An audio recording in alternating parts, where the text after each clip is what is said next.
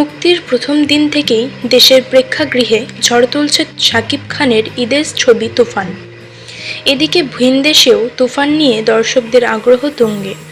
দেশের মাটিতে ছবিটি সাফল্য দেখার পর এবার আন্তর্জাতিক অঙ্গনেও রেকর্ড করার প্রস্তুতি নিতে চলেছে ছবিটি। যুক্তরাষ্ট্রে গত 28 জুন থেকে শুরু হয়েছে তুফান সিনেমার প্রদর্শনী। নিউ ইয়র্কে 2টি সিনেমা হল সহ যুক্তরাষ্ট্রের 12টি অঙ্গরাজ্যের 22টি হলে সপ্তাহব্যাপী চলবে শাকিব খান অভিনীত সিনেমাটি।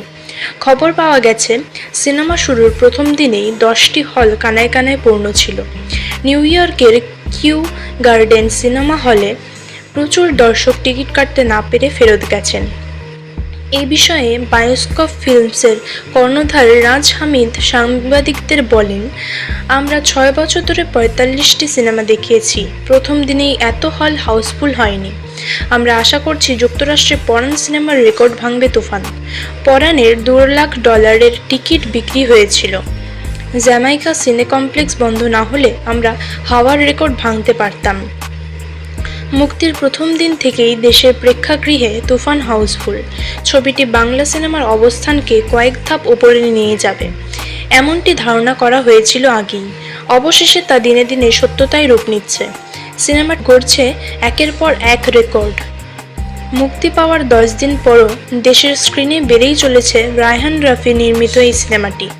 কোরবানির ঈদে সিনেমাটি মুক্তি পেয়ে ঢাকার star cineplex, blockbuster cinemas, lion cinemas, Madhumita সহ বাংলাদেশের 120টির বেশি প্রেক্ষাগৃহে সিনেমাটি চলছে।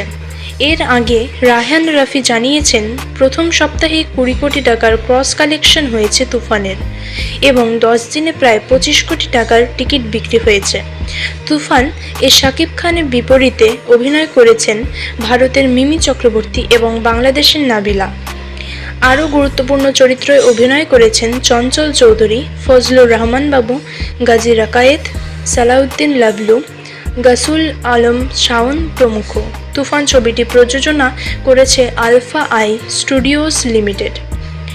ডিজিটাল পার্টনার চরকি এবং ইন্টারন্যাশনাল ডিস্ট্রিবিউটর হিসেবে আছে SVF।